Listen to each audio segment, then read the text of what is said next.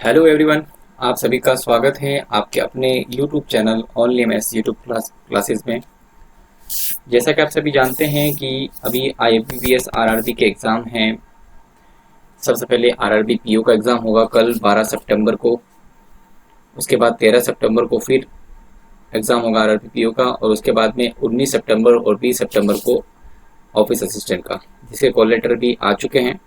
तो आप आईबीपीएस की वेबसाइट पर जाकर उन्हें डाउनलोड कर सकते हैं। तो आज मैं सबसे इम्पोर्टेंट टॉपिक के बारे में चर्चा करने जा रहा हूँ। वो है आरआरबी पीओ का सबसे इम्पोर्टेंट जो मेजर जो पोर्शन रखने वाला है टॉपिक, वो है डीआई और सिंपलीफिकेशन। देखिए, ये दो सबसे इम्पोर्टेंट टॉपिक हैं जिनको आपको कवर करना बहुत ज़्यादा जरूरी है। डीआई और सिंपलीफिकेशन आपको ना केवल सिर्फ इस पे मार्क्स दिलवाएंगे, उसके साथ साथ में ये आपको टॉपिक पर कैलकुलेशंस करने में भी मदद करेंगे, और साथ साथ में आपको क्वेश्चंस को समझने में मदद करेंगे। इन दो टॉपिक्स के साथ साथ में डिस्कशन भी करूंगा कि किस तरह से आपको पेपर को अटेम्प्ट करना है। तो इन सारी बातों को जानने के लिए आपको मेरा पूरा वीडियो देखना है। तो चलिए शुरू करते हैं। मैं अनअकैडमी पर एजुकेटर भी हूँ, तो जो एस्पिरेंट मेरे पुराने वीडियोस और मेरी क्लासेस देखना चाहते हैं जो ऑफलाइन है, 83 क्लासेस मैंने ली इसमें। तो आप लोग क्या कीजिए, अनअकैडमी ऐप को डाउनलोड कर लीजिए, इंस्टॉल कर लीजिए। इंस्टॉल करने के बाद में बैक एग्जाम गोल सेलेक्ट करने के बाद में नीचे स्पेशल क्लास पे क्लिक करना है। उसके बाद आपको मेरा नाम लिखना है मोहम्मद इमरान, और उसके बाद में इस तरह का इंटरफेस आपको नजर आएगा, वहाँ पर आपको क्लिक करना। यहाँ क्लिक करने के बाद में आपको फिर इस तरह का इंटरफेस नजर आएगा। अगर आपने फॉलो नहीं किया तो जरूर यहाँ पे फॉलो का ऑप्शन होगा, तो फॉलो जरूर कर लीजिएगा। और उसके बाद स्पेशल क्लास पर क्लिक, स्पेशल क्लास के सामने सी और लिखा होगा, वहाँ पर आपको क्लिक करना है। यहाँ पर क्लिक करते ही आपको मेरी सारी क्लासें, पीछे की जितनी भी क्लास है सब क्लासें मिल जाएगी। तो इससे आपको बहुत हेल्प मिलेगी। तो जरूर देखना इन चीज़ों को। मैंने आरआरबी के पेपर भी करवाए हैं, कई पेपर मैंने इसमें करवाए हैं। एसबीआई का पेपर करवाया, आरआरबी के पेपर कराए, कैशलेस डीआई करवाए, मतलब काफ़ी हद तक मैंने सारा टॉपिक्स में करवाए, तो जरूर देखना। चलिए शुरू करते हैं। सबसे पहले आपके पास में एक डीआई आ चुकी है, और इस डीआई में मैंने ये डीआई इसलिए ली क्योंकि ये डीआई आने के चांसेस बहुत ज़्यादा है, और स्टूडेंट्स अटेम्प्ट किस तरह से करते हैं वो भी मैं समझाऊंगा, और क्या अप्रोच मेरी रह सकती है वो भी मैं आपको बताऊंगा इसमें। तो सबसे पहले पढ़ते हैं। सबसे पहले आपको आराम से इस चार्ट को पढ़ना है कि क्या चार्ट में दे रखा है। काफ़ी स्टूडेंट्स क्या करते हैं, इन चीज़ों को स्किप करके डायरेक्टली क्वेश्चन पे चले जाते हैं। मैं उन चीज़ों को बिल्कुल गलत मानता हूँ। अगर आप देखिए, अगर आप फर्स्ट अटेम्प्ट में, पहले बार में अगर आप डीआई को अटेम्प्ट कर रहे हैं, तो मेरी आपसे एक रिक्वेस्ट है कि आप लोग डीआई को बहुत तसल्ली से, भले ही चाहे इसके लिए 30-40 सेकंड आपको ज़्यादा देना पड़े तो डेफिनेटली ज़्यादा दीजिए, लेकिन डीआई को सही ढंग से पढ़िए। क्योंकि first impression is the last impression वाली कहावत जो है वो यहाँ पर भी लागू होती है कि अगर आपने शुरुआत के दो क्वेश्चन आपने बिल्कुल सही कर लिया, आपने पहला क्वेश्चन किया फटाफट से सोल्व हो गया, दूसरा क्वेश्चन किया फटाफट सोल्व हो गया, इसका मतलब आपका यहाँ पर काफी अच्छा मामला रह जाएगा कि आपने दो क्वेश्चन बिल्कुल सही किए, तो आपका माइंड ऑटोमेटिकली सेट हो जाएगा कि पेपर वास्तव में इजी है और आप आराम से उन चीजों को कर सकते हैं। लेकिन अगर आपने उल्टा इसका, अगर आपने ध्यान से इस क्वेश्चन को नहीं पढ़ा तो डेफिनेटली आप क्वेश्चन नहीं कर पाओगे। और जब आप टाइम बचाने के चक्कर में आपने जल्दी जल्दी में इसको पढ़ लिया था, graph below source the funds वगैरह वगैरह पढ़ के फटाफट आपने क्वेश्चन उठा लिया, तो डेफिनेटली आप वो क्वेश्चन अटेम्प्ट नहीं कर पाओगे। और जैसे भी आपने एक दो क्वेश्चन आपने देखे, आपने कोशिश किया, आपने ये वाला क्वेश्चन अटेम्प्ट किया और उसमें आपके ऑप्शन जो आए वो नन ऑफ दीज आ रहे हैं, उसके बाद सेकंड नंबर आपने अटेम्प्ट किया उसमें भी आपका नन ऑफ दीज आ रहा है, उसके बाद थर्ड आपने अटेम्प्ट किया उसके बाद इसमें भी नन ऑफ दीज आ रहा है, इसका मतलब आपका दिमाग यहाँ पर ठनकेगा कि यार मेरा हर ऑप्शन नन ऑफ दीज क्यों आ रहा है, इसका मतलब कहीं ना कहीं कैलकुलेशन में गड़बड़ की है। ठीक है, तो वहीं से आपका माइंड पूरी तरह से, मतलब आपकी साइकोलॉजी बिल्कुल आपके माइंड को यही कहेगी कि पेपर बहुत डिफिकल्ट है और ये पेपर आपसे नहीं बन पाएगा। तो फिर आपके आगे के जो सवाल होंगे बहुत इजी क्वेश्चन होंगे ना, डेफिनेटली वो क्वेश्चन भी आपसे नहीं हो पाएंगे। इसलिए मैं आप लोगों से रिक्वेस्ट करता हूं कि आप लोग ढंग से इस डीआई को बहुत अच्छी तरह से पढ़िए। भले ही इसके लिए 15 सेकंड 30 सेकंड आपको ज्यादा इन्वेस्ट करना पड़े तो करना पड़े। अगर ये 15-20 सेकंड आपने यहाँ इन्वेस्ट अच्छे ढंग से कर लिए तो डेफिनेटली आप क्वेश्चन में कम टाइम लगाओगे। तो चलिए शुरू करते हैं, हम भी अच्छे ढंग से पढ़ लेते हैं। The graph below shows the funds allocated to 3 states by the government in different years। ये कह रहा है कि डिफरेंट ईयर्स में 2001, 2002, 3, 4, 5 ईयर्स में अलग अलग 3 स्टेट्स हैं, महाराष्ट्र है, आंध्र प्रदेश है और कर्नाटका है। ठीक है। इन स्टेट्स में फंड अलॉट किया गया है ना। जैसे मैं अगर थोड़ा सा एक उदाहरण ले लेते हैं, जैसे 2001 में महाराष्ट्र का कितना फंड अलॉट हुआ, तो आप कहोगे 300 इन करोड़, ठीक है, 300 करोड़। आप करोड़ को दिमाग में लगाने की जरूरत नहीं, सिर्फ 300 दिमाग में रख लीजिए। आंध्र प्रदेश कितना हो रहा है, तो देखो यहाँ बिल्कुल बीच में आ रहा है, 200 और 100 के बिल्कुल बीच में आ रहा है, इसका मतलब 150 करोड़। उसके बाद बात करते हैं कर्नाटका की, तो कर्नाटका देखो 100 करोड़, ठीक है। तो यानी आपने अच्छे से देख लिया कि ये जो सारा डेटा बन रहा है वो सारा डेटा इस तरह से बनेगा। लेकिन आप हमेशा याद रखिए, जब भी लाइन ग्राफ बना हुआ है तो आप डेफिनेटली इसकी टेबल बनाओगे, आपको बहुत बेनिफिट मिलेगा। आप टेबल बनाइए, उस टेबल से सॉल्व कीजिए इसे, ठीक है, उस टेबल से ही आपको सॉल्व करना है। तो टेबल किस तरह से बनानी है वो भी आपको बता देता हूँ मैं आपको। देखो सबसे पहले देखते हैं महाराष्ट्र में, तो महाराष्ट्र में 300, उसके बाद सेकंड नंबर पर पहले महाराष्ट्र लूंगा। टेबल किस तरह से बनाओगे, 2001, फिर 2, 3, 4, 5, और उसके बाद यहाँ स्टेट महाराष्ट्र, उसके बाद यहाँ पे आंध्र प्रदेश और यहाँ पे कर्नाटका। अब महाराष्ट्र में कितना, पहले 300 है, पहले महाराष्ट्र लिख दो। देखो देखना आराम से, एक बार देखना, तीन डाटा कलेक्ट करके हाथों लिख दीजिए, 300, 200 और 250, तो 300, 200, 250 लिख दीजिए। उसके बाद में फिर देख, अब एक चीज में नोट कीजिए कि यार इतनी बड़ी कैलकुलेशन अगर आप लिखोगे 300, 200, 250, उसके बाद उसके अलावा कुछ भी नहीं, इसका कहीं पर भी 175 या 120 का ही नहीं। देखो डेफिनेटली बीच में अगर है तो 50 में आएगा, बीच में अगर है तो 50 में आ रहा है, बाकी कहीं पे भी 20, 130, 140 कहीं पर भी नहीं है। तो हम एक काम करते हैं, क्यों ना हम इन चीजों को बहुत आसान तरीके से लिख देते हैं। भाई एक बात बताओ, जरा ध्यान से देख के बताइए कि अगर आप इन चीजों को बड़े आसान तरीके से लिख सकते हैं, किस तरह से लिखेंगे आप जरा सोचिए। कि देखो सारे नंबर जो है ना 50 से डिविजिबल है, क्योंकि देखो मैं क्या बोल रहा हूँ आपको, अगर यहाँ पे देखो अगर फर्स्ट लोड टू लोड बात करो तो मैं 50 है, 100 है ना, इस तरह से बना हुआ है, 150 है, 250 है, तो सारा नंबर जो है ना 50 से डिविजिबल है, सारा नंबर जो है वो 50 से डिविजिबल है। तो एक काम करते हैं, क्यों ना सारे नंबरों को 50 से डिविजिबल करके ही लिख दें, ताकि कैलकुलेशन काफी आसान बन जाए। ये अप्रोच डेफिनेटली काफी कम स्टूडेंट्स अटेम्प्ट करेंगे, आप लोग इससे कीजिए, आपकी कैलकुलेशन बहुत आसान हो जाएगी। वीडियो को पूरा देखना, बहुत बेनिफिट मिलने वाला आपको, ठीक है। तो देखो क्या करेंगे, सबसे पहले आप जैसे यहाँ 300 है तो आप 50 का भाग देके लिखिए इसे, मतलब कितना आएगा, 6 आएगा, तो ये 6 हो चुका है, ठीक है। अब आपको पता चल चुका है, जैसे मैं आपकी बात करूं, आप जब स्क्रीन पर देख रहे हैं तो ये 2 है ना, 50 का भाग देखो तो ये 4 है, ये 6 है, ये 8 है, और बीच में अगर बात करूं तो बीच में कितना आएगा, 1 है, ये 3 है, ये 5 है और ये 7 है।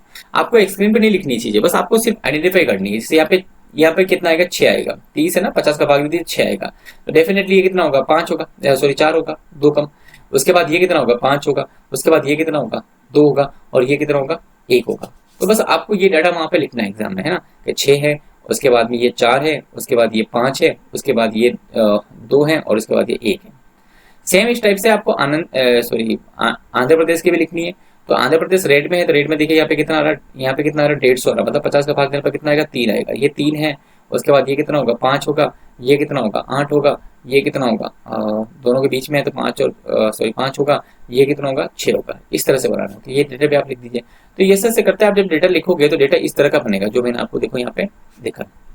बस आप याद रखिए, अगर आपको इसको रियल वैल्यू में वापस कन्वर्ट करना है तो इंटू 50 करना बस, क्योंकि मैंने 50 का भाग देकर लिखा था। देख लो, आपको देख लीजिए, 6 इंटू 50 300 हो गया, 4 इंटू 50 200 हो गया, 5 इंटू 50 250 हो गया। तो इस तरह से क्या होगा, कैलकुलेशन काफी कम हो जाएगी, आपका टाइम दोनों तरफ से बचेगा, आप लिखने में भी फटाफट लिख पाओगे और साथ साथ में आपको कैलकुलेशन में भी काफी ईजी रहेगा। मैं अगर ये आपसे कहता हूँ, काफी स्टूडेंट शायद इस वीडियो को देखते थे सोचेंगे कि सर इसमें टाइम ज्यादा लगेगा। मैं क्या कह रहा हूँ आपको, अगर आप 30 सेकंड इसमें ज्यादा इन्वेस्ट भी कर दोगे तो डेफिनेटली आपके 2 मिनट बचा देगा, आपके 2 मिनट ये सेव कर लेगा। ये मेरी गारंटी है, मेरा चैलेंज है। आप भले ही बड़े वाले मेथड से करके देख लेना, लेकिन मेरी सलाह मानो तो बिल्कुल करने की आवश्यकता नहीं है, टाइम खराब बिल्कुल मत कीजिएगा, आप इसी से सॉल्व कीजिए, ठीक है। अब देखिए फर्स्ट क्वेश्चन आपके सामने होगा, पहले फर्स्ट क्वेश्चन को अटेम्प्ट करते हैं। फर्स्ट क्वेश्चन देखिए, सबसे पहले क्या लिखा हुआ है कि what is the ratio of average funds allocated to Karnataka in 2 years to 2002, 4 और 5। तो देखो कर्नाटका की बात चल रही है, और आपको 2, 4 और 5 की बात चल रही है। तो 2 साल ये रहा, 14 साल ये रहा और 5 साल ये रहा। तो इसका पहले आपको निकालना है एवरेज निकालना। तो पहले एवरेज निकालेंगे तो मैं बता 3 और 7 10, 10 और 5 15, 15 का एवरेज निकालना है, तो 3 का भाग देंगे मतलब कितना आ जाएगा, 5। तो आप एग्जाम की रफ शीट पर सिर्फ 5 ही लिखोगे, क्योंकि 15 आपने मौखिक कैलकुलेट किया, 3 का भाग ही तो देना, 5 आपने लिख दिया। उसके बाद बात करते हैं आगे 2004 की बात करते हैं। तो 2004, अब देखो मेरी बात सुनो, आगे देखते हैं कि लिखा हुआ आंध्र प्रदेश में भी 2001, 3 और 5। एक बात ध्यान रखना, अगर जब भी आपको एवरेज पूछे तो डेफिनेटली देखिए यहाँ पे कितने साल है, 1, 2 और 3 साल, और इधर भी कितने साल है, 3। तो आपको ये अपॉन 3 करने की जरूरत नहीं है। अगर कर भी तो कोई तकलीफ वाली बात नहीं है, लेकिन मत कीजिए, है ना, इसको बिल्कुल मत कीजिए। तो आप क्या कीजिए, बहुत आसान सा काम करता है, वापस देखना अच्छी तरह से। हमने देखा कि हमें एवरेज निकालना है, हमें क्या निकालना, एवरेज निकालना। और एवरेज निकालना और साथ में देखो हमने कर्नाटका में 3 साल का एवरेज निकालना, इसका मतलब अपॉन 3 आएगा। और आंध्र प्रदेश में भी 3 साल निकालना, मतलब अपॉन 3 आएगा। इसका मतलब अपॉन 3 को काम में लेने की आवश्यकता नहीं, क्योंकि अपॉन 3 तो वैसे ही कट जाएगा, है ना, अनुपात निकाल रहे हैं, वैसे ही कट जाएगा आपको। तो आपको क्या करना है, इनको बिल्कुल काम में लेने की आवश्यकता नहीं है, ठीक है, ये कट गया वैसे भी। अब बात करते हैं, देखो इसमें कितना आ रहा है, 2002 में, 4 में और 5 में, है, इसको हिसाब तो 3 और 7 10, 10 और 5 15 आ चुका है। उसके बाद बात करते हैं आंध्र प्रदेश में। आंध्र प्रदेश में कितना है, 1 3 और 5 की बात करनी, मतलब एक एक छोड़ के करना, तो 3 और 8 11 और 6 17 17। तो आंसर कितना गया, 15/17, आपका आंसर ए राइट होगा। अब आप खुद देखिए, अगर आप पूरा 0000 लिखते या इंटू 50 लिखते तो आपको काटने में कितनी मेहनत करनी पड़ती है। देखो बड़े आसान तरीके से आपने ऑलरेडी कर दिया इस क्वेश्चन को, बस प्रोसेस आपको ऑलरेडी करनी है। अगला क्वेश्चन देखिए, total funds allocated to these 3 states in 2002, what percent less than the total funds allocated to 3 states in 2005। ये कह रहा 2002 में टोटल जो फंड प्राप्त हुआ वो 5 के फंड प्राप्त होने से कितना ज्यादा है। ये हिंदी बहुत अच्छी आती है, इंग्लिश लैंग्वेज बहुत अच्छी लिखी हुई आती है एग्जाम में, तो इसलिए मैंने हिंदी नहीं लिखी यहाँ पे, आप समझ जाइए चीज को। अब देखिए यहाँ पे 2002 की बात करें तो 4 और कितना हुआ, देखो 4 और 5 9 और 3 12, बहुत आसान तरीका जोड़ना, तो मतलब 12 आ चुका है ये। और इधर जोड़ेंगे कितना आएगा, देखो 6 और 5 11 और 12 12 आ चुका है। अब ये कह रहा 12 से कितना परसेंट लेस देन है, तो आप देखो यहाँ पे जीरो ही आ रहा है, गेप 2 के बीच में जीरो ही तो आ रहा है, इसका मतलब आंसर कौन सा होगा, जीरो आंसर हो जाएगा। बहुत आसान सा क्वेश्चन होगा। अगला सवाल देखिए, इफ इन 2006, अब 2006 तो हमारे पास है नहीं, इसका मतलब 2006 यहाँ पे नया आएगा। 2006 the fund allocated to Maharashtra, Maharashtra को फंड एलोकेट की बात की जा रही है, महाराष्ट्र की बात की जा रही है, आंध्र प्रदेश सबकी बात की जा रही है, और Karnataka, increase by 10%, 20% and 40%, increase by 10%, 20% 40%, ठीक है, ये इंक्रीज है कंपेयर टू 2005। मतलब ये कह रहा है कि महाराष्ट्र में 10% इंक्रीज हुआ यहाँ से, तो 10% इंक्रीज होने का मतलब ये हो सकता है कि जैसे आपने 1 6 5 लिखा, तो 10% इंक्रीज करोगे तो 1.1 होगा, यहाँ पर 20% इंक्रीज करोगे तो 6 12 मतलब 1.2 इंक्रीज होगा, मतलब 7.2 हो जाएगा। और अगर यहाँ 5 पे अगर आप 40% इंक्रीज करोगे मतलब 2 हो जाएगा इंक्रीज, यानी कितना हो जाएगा, 7 हो जाएगा। बात को समझना, 1 6 5 लिखा हुआ था, मैं 10% इंक्रीज की बात कर रहा हूँ, तो 10% इसका 0.1 होता है, तो 0.1 मतलब 1.1। अगर मैं बात करूँ 20% इंक्रीज की, तो 6 दूनी 12 1.2 होता है, इसका मतलब 7.2 हो जाएगा। और अगर यहाँ बात करें 40% की, तो 40% 2 होता है, 2 इंक्रीज करें तो 7 हो जाएगा। ये कह रहा है then find the average fund allocated to 3 state in 2006। अब आपको एवरेज निकालना है, तो सबको जोड़ लीजिए आप, सबको जोड़ेंगे कितना आएगा, 7 और 7 14 और 1 15.3, ठीक है, 15.3 आ चुका है, और अपॉन करेंगे 3 क्योंकि एवरेज है, ठीक है, तो कितना आएगा 5.1। अब ये 5.1 आंसर नहीं आएगा, अब मैंने क्या बोला था आपको, लास्ट में 50 से गुणा करना, आपको लास्ट में 50 से गुणा करना, 50 से गुणा जो करेंगे तो पॉइंट से कट जाएगा, आराम से ऑलरेडी कर सकते हैं 255, तो 255 करोड़ इसका आंसर आएगा। तो उम्मीद करूंगा बहुत आसान लगा होगा आपको, मेथड ये क्लियर हो चुका होगा। चलिए अगले क्वेश्चन की तरफ बढ़ते हैं। Fund allocated to Maharashtra in 2001 and 2003 and 2001 2 and 3 in what percent less than more than for allocated to Karnataka in 2 3 4 and 5।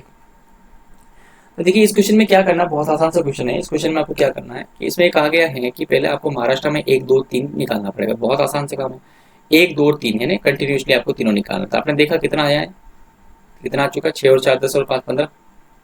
उसके बाद ये कह रहा है less than fund allocated to Karnataka 3 4 5 3 4 5, मतलब ये वाला, तो ये देखो कितना आ रहा है, 5 और 9 4 16। ये कह रहा है इससे ये कितना परसेंट कम या ज्यादा है, तो आप देखो कम हो रहा है, 15 16 से कम कितना है, 1 कम है, और 1/16 की हम फ्रैक्शन वैल्यू जानते हैं कितनी होती है, 6.25%। तो उम्मीद करूंगा बहुत आसान लगा होगा मेथड आपको। बाकी देखिए आप 100% यहाँ पे बहुत कैलकुलेशन डिफिकल्ट कैलकुलेशन आप करते हैं, हालांकि डिफिकल्ट तो नहीं है लेकिन तो भी आप कैलकुलेशन तो करते हैं। अगला क्वेश्चन देखिए, what is the average funds in crore allocated to given 3 states in 2002 and 5। आपको कुछ नहीं करना, बहुत आसान से काम करना। 2002 में 3 स्टेट्स में और 2005 में 3 स्टेट्स में, ठीक है। आपको पूछा है कि एलोकेटेड कितना रहा है, एलोकेटेड कितना था, आपको वो चीज निकालनी है। तो देखो ये चीज पहले भी हम कर चुके हैं, यहाँ भी 12 था, यहाँ भी 12 था, थोड़ी देर पहले हमने ये भी किया था, ये 12 था, ये भी 12 था। नहीं करते कोई बात नहीं, वापस चेक कर लीजिए आप आराम से, देखो 12 12 ही हो रहा है, इसको चेक करना, ठीक है। तो 12 में 12 कितना हुआ, 24 हो चुका है, 12 12 कितना हो चुका है, 24 हो चुका है। आपसे ये कहा गया है कि इसका एवरेज निकालना है, एवरेज निकालने का मतलब 3 से डिवाइड करेंगे कितना हो जाएगा, 8 हो जाएगा, और 8 को 50 से गुणा करेंगे तो कितना हो जाएगा 400, यानी 400 करोड़ रुपए इसका एवरेज रहेगा। तो देखो बहुत इजी लेवल की डीआई है, डेफिनेटली ऐसे डीआई आपके आरआरबी पीओ में कल के एग्जाम में नजर आ सकती है। तो आप इसको बहुत अच्छी तरीके से किए, और आपको ये जो मेथड आपको पसंद आया होगा तो आप कमेंट में जरूर टाइप करना, मैं इस टाइप की डीआई और अपलोड कर दूंगा, आपको बस रिक्वायरमेंट होनी चाहिए, आप कमेंट में टाइप कर देना। चलिए आगे लेते हैं, सिंप्लीफिकेशन के क्वेश्चन लेते हैं। सिंप्लीफिकेशन क्वेश्चन देखिए, सबसे पहले देखो सिंप्लीफिकेशन क्वेश्चन हमेशा सॉल्व करने के लिए मैंने हमेशा आपको कहता हूँ कि पहले स्ट्रेटेजी बनानी जरूरी है। काफी स्टूडेंट्स क्या करते हैं, सीधे सीधे सिंप्लीफिकेशन क्वेश्चन देखें और हाथों हाथ बस पेन चलाना शुरू कर लेते हैं, 348/29 इंटू 15, यही बस बिल्कुल नहीं करना आपको। अगर ऐसे काम करोगे तो फिर डेफिनेटली आप पीछे रह जाओगे। स्ट्रेटेजी बनाने का मतलब आप क्या कीजिए, सबसे पहले क्या कीजिए, स्ट्रेटेजी बनाने के लिए पहले आप एक तो रीड कीजिए अच्छी तरह से, क्वेश्चन को बहुत अच्छी तरह से रीड कीजिए कि क्वेश्चन में क्या डेटा दे रखा है, और उसके बाद में एक स्ट्रेटेजी बनाइए कि कहाँ कौन किधर जाएगा और कौन किधर आएगा और किसका भाग जाएगा और किसका पूरा होगा। ठीक है, तो देखो हमने देखा पहले क्वेश्चन पढ़ा 348/29, इसका मतलब यहाँ दोनों तो डिवाइड हो जाएगा। उसके बाद यहाँ दे रखा इंटू 15 प्लस 156, इसके बाद ये 120 इधर आ जाएगा। हमने देखा 120 जब इधर आएगा तो यहाँ पे 36 बचेगा, हमने यहीं पे सोल्व कर लिया इसको। देखो 156 माइनस 120 करेंगे 36, आप अपने रफ शीट पे क्या कीजिए 36 लिख दीजिए। उसके बाद बात करते हैं आगे, तो ये लिखा हुआ है देखो 29 का जब भाग देंगे इसका तो बहुत आसान, देखो 29 का भाग करना, ज्यादा दिमाग लगाने की आवश्यकता नहीं। देखो 29 का भाग देंगे तो एक बार जाएगा, उसके बाद देखो यहाँ पे कितना बचेगा 5, 58, 29 दूना 58 होता है। अब 12 को 15 से गुणा करना, तो 15 से गुणा करने का तरीका मैंने आपको हमेशा बताया कि 15 से जब भी गुणा करते हैं ना तो हम क्या करते हैं हाफ एड कर लेते हैं, बस ये 15 से गुणा करने का तरीका होता है, ये याद रखिए हमेशा, क्योंकि 15 क्या है, 15 150 ही तो हाफ इसमें एड कर लो, कितना हो जाएगा 6 इसमें एड हो जाएगा, 12 और 6 कितना हो जाएगा 18, मतलब 180। आगे बात समझ में, अब 180 और 36 कितना होते हैं आप सभी जानते हैं 216, और 216 किसका क्यूब है तो आप सभी जानते हैं 6 का क्यूब है। तो उम्मीद करूंगा बिल्कुल आपको अच्छी तरह से क्लियर हो पाया होगा। अगला सवाल देखिए, अगला सवाल है 76% ऑफ 1285 इक्वल टू ये और ये। अब देखो इस क्वेश्चन को देख के थोड़ा सा डिफिकल्टी लगेगी इसमें आपको कि यार पता नहीं क्या दे रखा है, कुछ समझ में नहीं आ रहा है यहाँ पे, क्योंकि इतनी बड़ी कैलकुलेशन तो कैसे हो सकती है, आप खुद देखिए इतनी बड़ी कैलकुलेशन कैसे हो सकती है। 76% मतलब 76 से मल्टीप्लाई करना, यार ऐसा करोगे तो दिमाग काम नहीं करेगा। स्ट्रेटेजी बनाइए, देखो स्ट्रेटेजी बनाना बहुत आसान सा काम है। हमने स्ट्रेटेजी बनाई, हमने देखा ये 1285, ये 76% है, ठीक है, तो 76% 75% कर सकते हैं। लेकिन एक चीज और नोट कीजिए, देखो ये 1285 और ये 1256 नियर अबाउट पास वाली बात है। तो एक काम करता हूँ मैं, इसको 1250 बना लेता हूँ। तो मुझे बताओ 1250 बनाऊंगा तो लास्ट में एक्स्ट्रा कितना बचेंगे, 35 बचेंगे। 1250 बचाऊंगे तो 35 एक्स्ट्रा बचेंगे, और अगर यहाँ बात करूँ तो देखो 1250 बनाओगे तो कितना एक्स्ट्रा बचेंगे, 6 एक्स्ट्रा बचेंगे। अब इनको इधर भी लेके आना आपको ध्यान रखना, ठीक है। तो देखो पहले बात मैं देखता हूँ, 1250 यहाँ पर भी है, 1250 यहाँ पर भी है, तो मैं इधर लाने के बाद कॉमन ले लूंगा। जब कॉमन लूंगा तो 76 में से 35 माइनस हो जाएंगे, मतलब कितना बचेंगे 41%, और 41% किसका निकालेंगे 1250 का, जीरो निकाल कर इसे दे दीजिए आप। सारा साथ के साथ हाथों हाथ काम चलते चलो, ठीक है। उसके बाद में देखो इसको सोल्व तो कर लेंगे, कोई दिक्कत की बात नहीं। अब आगे वाला सोल्व करते हैं। देखो 35 आपको क्या बोला, 35 किसका 36%, 76% किसका निकालना है 35 का, और उसके बाद इसको माइनस करना है किसको 35% किसका निकालना है 6 का। अब एक चीज ध्यान देखो, देखो यहाँ पर भी 35 कॉमन आ रहा, तो 35 आप बाहर ले लो, 35 आप बाहर लो, अंदर क्या बचेगा 76 माइनस 6 यानी कितना हो जाएगा 70। बड़े आसान तरीके से कर सकते हैं, ठीक है। आप इतनी बड़ी कैलकुलेशन करोगे, इससे अच्छा ये वाले काम कर लीजिए, आपका काम बन जाएगा, डेफिनेटली काम बनेगा आपका। अब आप देखो यहाँ पे 125 का मतलब क्या होता है, 125 का मतलब होता है 100 में उसका चौथा भाग जोड़ लीजिए। तो ये 410 100% है, चौथा भाग ले लीजिए, इसका चौथा भाग कितना आता है, देखो इसका चौथा भाग आएगा 100.25, 100.25, इसमें जोड़ लीजिए तो आपका आंसर कितना आएगा 510.25। मतलब यहाँ पे क्लियर हो चुका है, एक मिनट 102.5 आएगा, 102.5 आएगा। थोड़ा सा वापस देख लेता हूँ, मैं वापस बता देता हूँ आपको। देखो क्या करना आपको, बिल्कुल आसान सा काम था। यहाँ पे 1250 प्लस ये 35 है, और ये 1250 प्लस 6 दिमाग में सोच लिया। अब आप देखिए 1250 वैसे कॉमन आएगा, और जब ये इधर आएगा तो ये माइनस हो जाएगा। इसका मतलब 76 माइनस 35 करेंगे तो 41% आएगा, और वो भी किसका आएगा 1250 का। मैंने क्या कहा, जीरो उठा का हाथों इसको दे दीजिए, जैसे मैं काम करूँ वैसे वैसे एग्जाम में काम कीजिए। उसके बाद यहाँ देखो, यहाँ पे यार 35 किसका आएगा 76% ऑफ 35, और ये इधर लाएंगे तो 35 ऑफ 6%, 6% ही तो बचा। अब यहाँ देखो, यहाँ 35 कॉमन आ रहे हैं आपके, अंदर क्या बचेगा 35% ऑफ किसका 76 माइनस 6 यानी 70। अब देखो ये वाला काम तो आराम से सोल्व कर सकते हैं आप। क्या होगा 100% में इसको आधा भाग जोड़ लीजिए, तो आधा भाग कितना होगा 102.5 होगा, तो ये कितना हो जाएगा, ये हो जाएगा आपका कितना 512.5। और उसके बाद इसको भी सोल्व कर लेते हैं। इसको सोल्व करेंगे, देखो कितना आएगा 35% निकालना है इसका 70 का, तो आप इसे डायरेक्टली मल्टीप्लाई कर लीजिए, 7 या 21 और 24 यानी 24.5। जब इन दोनों को जोड़ेंगे तो आपका आंसर कितना आ जाएगा 536, क्योंकि 12 और 24 36 होते हैं, 36 हो चुका। सबसे आसान सबसे इजीएस्ट अप्रोच ये रहेगी इसकी। अगला क्वेश्चन देखिए, अगला क्वेश्चन में भी स्ट्रेटेजी बनाइए, पहले आप स्ट्रेटेजी बनाइए, स्ट्रेटेजी बनाइए, स्ट्रेटेजी क्या होगी पहले ये सोचो कि किस तरह से हम इसे सोल्व कर सकते हैं। देखो यहाँ पे 73 है, 72 है, कोई रिलेशन नहीं है इनके बीच में, बस ये पता है कि 13 नीचे आएंगे इसके, और 13 इससे नहीं कटेंगे। देखो 13 बहुत नहीं कटते हैं, इसका मतलब डेफिनेटली 13 इसी के मल्टीपल होगा। तो मुझे क्या करना पड़ेगा, 73 एक प्राइम नंबर है तो मुझे 73 का भाग तो देना ही पड़ेगा, ठीक है। तो देखो अंदाजन देखिए यहाँ पे 189 में 73 का अगर भाग दें तो 2 से गुणा करने पर कितना आते हैं, 146 आते हैं, इसका 2 बार तो भाग जाएगा। अब 146 189 में से माइनस करना है तो कितना बचेगा, देखो 3 और 4 43, यानी 438 आएगा। 438 आपने ऐसे लिख दिया। अब चेक करो 438 कहाँ पे आएगा, यहाँ पे देखते हैं हम 6 से गुणा करने पर 438 आता, देखो 6 से गुणा करने पर आता है, इसका मतलब 26 टाइम्स आ रहा है। और 26 से ये 13 हाथ तो हाथ कट जाएंगे, कितनी बार, 2 बार, और 2 इंटू बचेंगे 72, और 2 इंटू 72 कितना होता है, 144। मुझे बताओ 144 किसका स्कोर होता है, तो आपका जवाब होगा 12 का स्कोर। इसका मतलब प्रश्न वाच्य क्वेश्चन मार्क की जगह 12 आएगा, ना कि 144 आएगा। ध्यान रखना ये नहीं आएगा, ये आएगा। उम्मीद करूंगा आपको बिल्कुल क्लियर हो जाएगा। अब बनाते हैं इसकी स्ट्रेटेजी। देखिए बहुत अच्छा क्वेश्चन है, ऐसा एग्जाम में बहुत ज्यादा आते हैं, स्क्वायर रूट पर बहुत अच्छे क्वेश्चन बनते हैं, इसकी भी स्ट्रेटेजी बनाते हैं। देखो स्ट्रेटेजी बनाई तो हमने देखा 70 स्क्वायर तो चलो कोई बात नहीं, हो जाएगा। 24 इंटू 2 नहीं हो पाएगा, और 11 का क्यूब किसी से रिलेशन नहीं होता, तो हम क्या करेंगे, 11 का क्यूब 1331 होता है, 1331 में 3 हाथों माइनस करके लिखेंगे, आप लिखोगे 1328 और वो माइनस की। उसके बाद इसको सॉल्व कर लीजिए। इसको सॉल्व करेंगे तो ध्यान देना ये 49 है और ये 48 है। देखो 49 इंटू 48, ये 49 इंटू 48 एक बार लिख दीजिए एग्जाम में, कोई दिक्कत की बात नहीं, और ये अनरूट है, ठीक है। अब आप देखिए 49 को 48 से गुणा करना है, तो मैं एक काम करता हूँ, 49 को लिख देता हूँ 48 प्लस 1 और फिर इस 48 से गुणा कर लो। इसका मतलब 48 का स्कोर, और 48 का स्कोर आप सभी जानते हैं अच्छी तरह से कैसे निकालते हैं कि कितना कम है, 50 से 2 कम है, इसका मतलब 25 में से 2 कम हो जाएगा 23, और 2 का स्कोर 23। चलो 48 में जोड़ लीजिए, कितना आ जाएगा 2352। 2352। अब 2352 में से 1328 माइनस कर लीजिए, काम बन जाएगा। अगर 23 में से 13 माइनस कर लो कितना बचेगा 10, और 52 में से ये माइनस करो कितना बचेगा 24। इसका अंडर रूट निकालेंगे तो कितना आएगा 32 आएगा, और 32 कहीं ऑप्शन में नहीं आ रहा, इसका नहीं होता जिसका आंसर है। चलिए एक लास्ट सवाल और कर लेते हैं। देखो बहुत आसान से क्वेश्चन है, ये क्वेश्चन भी बहुत इंपॉर्टेंट है, डेफिनेटली आपको इस टाइप के क्वेश्चन नजर आ सकते हैं।